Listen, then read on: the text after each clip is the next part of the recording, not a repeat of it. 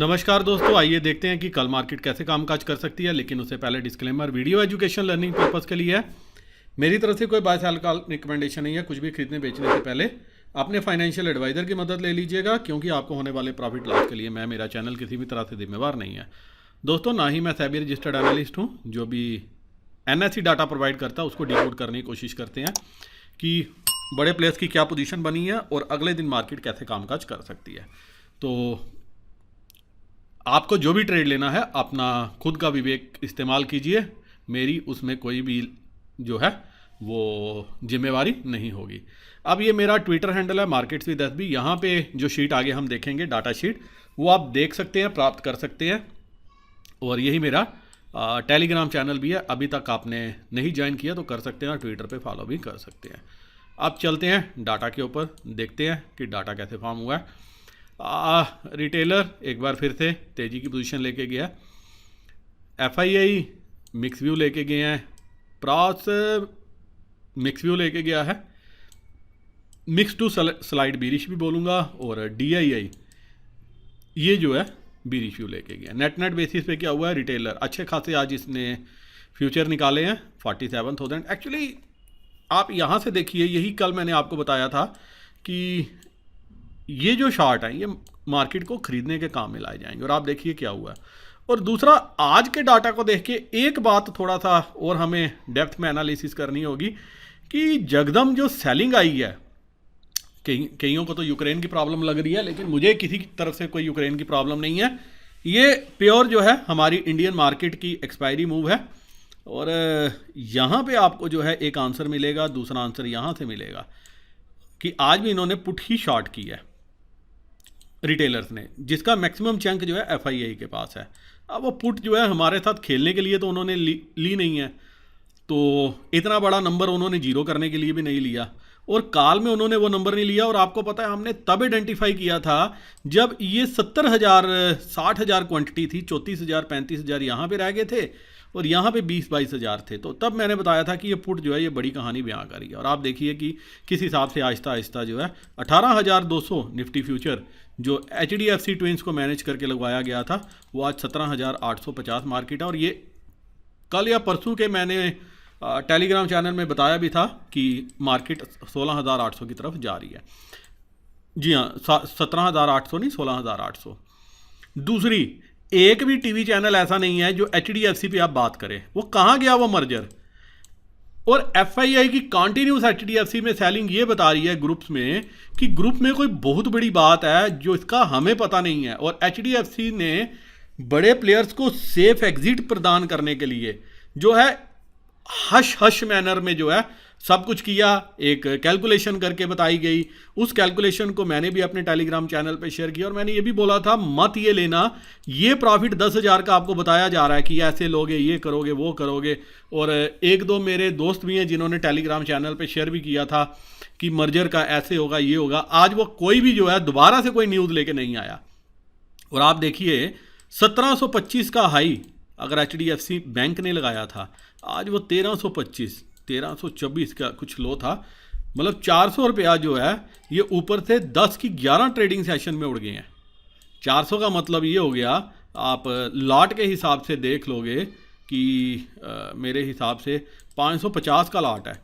550 into 400, 2,20,000 रुपया जो है ये रिटेलर का उड़ चुका है, जो फ्यूचर में करते हैं। और ऑप्शंस वालों का तो जो है जब वो बाय कर रहे हैं वो तब उनको जो है चपत लग रही है। और काल वो हर फाल पे काल बाय कर रहे हैं, और हर फाल पे जो है ये और फाल दिखाता जा रहा है। बड़ा बुरा हाल है HDFC का। और रिजल्ट उतने बुरे नहीं हैं। जी हाँ, हकीकत रिजल्ट उतने बुरे नहीं हैं जितना जो है मैनिपुलेशन की वजह से ये स्टॉक जो है नीचे की तरफ आ रहा है। मतलब 11 रेड कैंडल हो चुकी हैं, 10 की 11 रेड कैंडल आज मैं देख रहा था। एक बार भी उसमें जो है ग्रीन कैंडल बनाने की कोशिश नहीं की गई। अब ये तो था। और एफआईआई इन्होंने जगदम पूरी कवरेज किया। हाँ, और डी कोडिंग क्या था, इसका मतलब यहां पे कोई बड़ा प्लेयर बैठा हुआ है जो रिटेलर का मुखोटा ओढ़ के,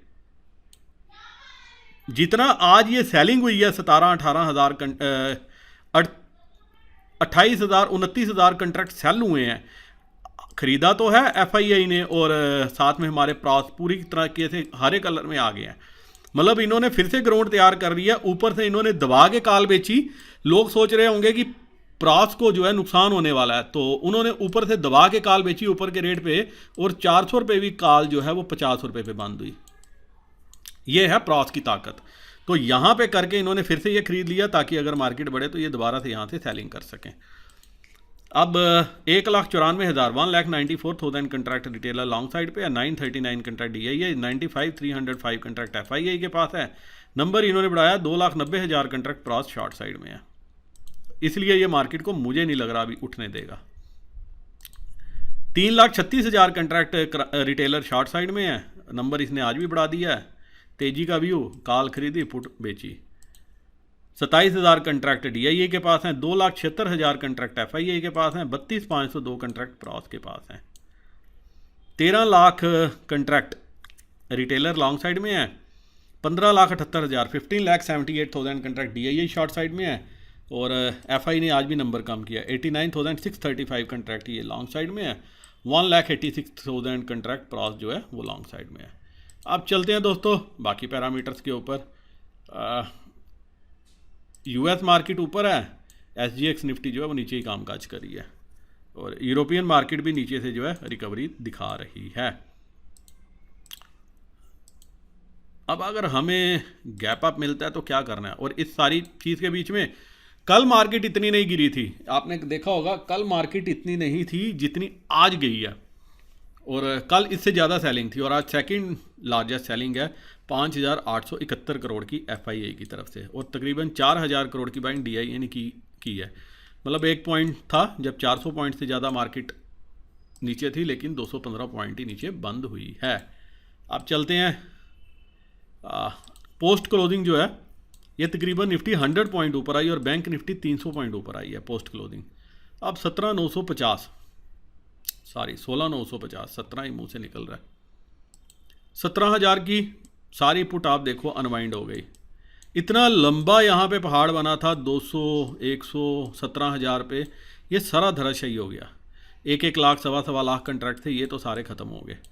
अब आ गया 16,900 16,800 50,000 कंट्रैक्ट, और काल देखो कहाँ पे बिकी है, 17,200 पे अब रेजिस्टेंस फॉर्म हो गया, 17,100 पे 34,000 कंट्रैक्ट, 52,000 कंट्रैक्ट यहाँ पे हैं, और 17,000 पे 58,000, मतलब जहाँ कल 10 थे आज वहाँ 58 आज के आज जुड़ गए।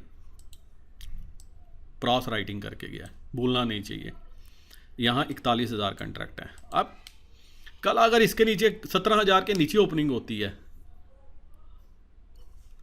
अगला लेवल जो है वो 16,800, इस पे आपको नज़र रखनी चाहिए। और जो मार्केट की सपोर्ट है वो 16,800 फर्स्ट सपोर्ट है, 16,700 सेकंड सपोर्ट है। रेजिस्टेंस फिलहाल 17,000 के ऊपर ही है। कोई भी दोस्तों अगर आपको गैप अप मिल जाता है 17,100 के आसपास, 17,050-100 के आसपास, तो पुट जो है वो प्रॉफिट दे सकती है। और कॉल अगर किसी ने बाय करनी है तो 17,800 पहला लेवल है जिस पे आपको नज़र रखनी चाहिए, क्योंकि राइटिंग जो है इंटरेस्टिंग है। कल भी हमने यही आइडेंटिफाई किया था कौन राइटिंग करके गया, और वही बहादुर जो है आज यहाँ पे भी 2,500 कंट्रैक्ट बेच के गया। यहाँ पे सारी कॉल है। अब इन कॉल को ट्रैप करना तो मुश्किल है, जी हाँ, इनको ट्रैप करना मुश्किल है, क्योंकि कल का दिन और परसों का दिन है। कल का दिन प्रॉस मैनेज कर लेगा और परसों की एक्सपायरी जो है वो अपने हिसाब से करवा लेगा। तो 16,800 नीचे की तरफ, और अगर ये लेवल टूटा तो नेक्स्ट जहां सपोर्ट है वो 16,700 की तरफ है। इसीलिए अगर गैप अप मिलता है 17,100 की तरफ तो वहां पे एक बार के लिए पुट बाय की जा सकती है, और अगर 16,800 पे आती है तो यहाँ पे कॉल बाय करने की चेष्टा की जा सकती है डाटा को देखते हुए। तो जो रेंज है वो 16,800 से 17,100 ये कल के लिए रह सकती है। फिलहाल मुझे 17,000 भी थोड़ा डिफिकल्ट लग रहा है क्रॉस होना, जिस हिसाब से आज प्रास जो है ये भी सेलिंग करके गया, और राइटिंग वो 2,500 कंट्रैक्ट यहाँ पे भी करके गया 16,700 पे, ये भी भूलना नहीं चाहिए। ये पुट जो है फर्दर रिटेलर बेच के गया, यहाँ से जो है ये अनवाइंडिंग हो गई है और फर्दर सेलिंग यहाँ पे इंटेंसिफाई हो गई है नीचे की तरफ। कहाँ तक बेची है? 16,500 तक। जो नेक्स्ट सपोर्ट है वो 16,500 पे मीनिंगफुल सपोर्ट है, जहाँ पे 88,000 कंट्रैक्ट है, और 16,700 सेकंड सपोर्ट का काम कर सकता है। ये हो गई निफ्टी, बैंक निफ्टी। आप ये देखिए 36,341, 300 पॉइंट तकरीबन ऊपर की तरफ क्लोजिंग हुई है।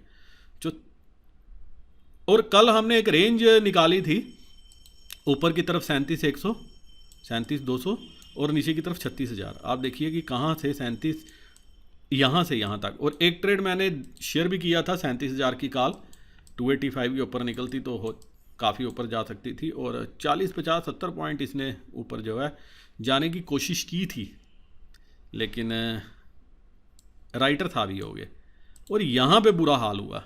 आप ये देखिए पुट क्या तेज़ी से बढ़ी है यहाँ पे, मतलब 35,700 की पुट 112 रुपये पड़ गए।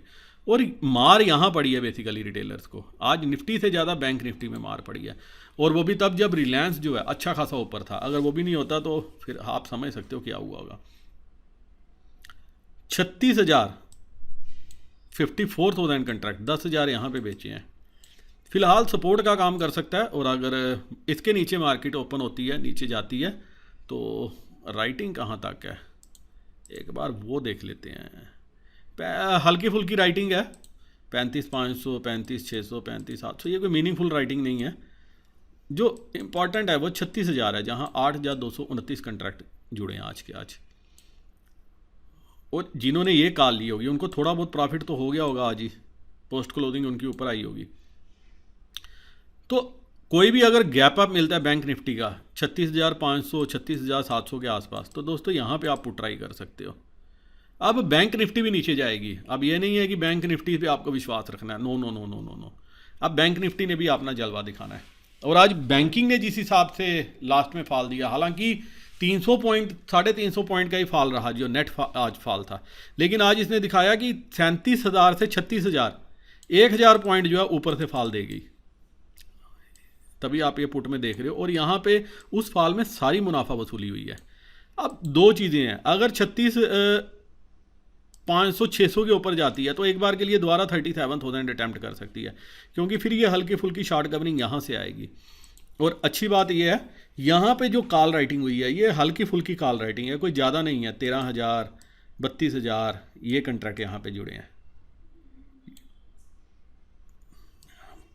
प्रॉस ने कॉल तो बेची है यहाँ पे, लेकिन बैंक निफ्टी में दबा के नहीं बेची। और यहाँ पे जो कमाल दिखाया है वो FII की पुट ने दिखाया है। अगर 36,600 के ऊपर निकल के टिकती है तो फिर आपको जो है 36,800, 36,900 की तरफ जाते हुए नजर आएगी। 37,000 क्रॉस करना इस एक्सपायरी में फिलहाल मुझे अब मुश्किल नजर आ रहा है। 37,000 वर्चुअली इम्पॉसिबल है। 36,500 इस पे आपको नज़र रखनी पड़ेगी कि इस यहाँ पे क्या बिहेव करती है। तो 36,700, 36,800 यहाँ पे अगर मिलती है ओपनिंग एक बार के लिए तो हम पुट ट्राई कर सकते हैं। और अगर गैप डाउन मिल जाती है 35,800, 35,700 तो यहाँ पे कॉल ट्राई कर सकते हैं, क्योंकि यहाँ पे अभी मीनिंगफुल राइटिंग नहीं है। लेकिन कॉल अगर किसी ने ट्राई करनी होगी खुलते ही मत करना, पहले 15-20 मिनट का एक्शन देख लेना, पहली बात। दूसरी, यहाँ पे देख लेना कि 36,000 पे कैसे काम हो रहा है, और यहाँ पे पुट में अनवाइंडिंग होती है या नहीं होती, या फर्दर यही डिसीजन होता है। तो तब अकॉर्डिंगली पोजीशन बनाना। तो जो कल की रेंज है वो 35,700 से 36,500, 36,600 ये रेंज कल के लिए रह सकती है। तो ऊपर अगर मुझे गैप अप मिल जाता है 300-400 पॉइंट का तो मैं पुट बाय करूंगा, और अगर गैप डाउन मिलता है तो इस लेवल या इस लेवल के आसपास कॉल बाय करने की चेष्टा कर सकता हूं।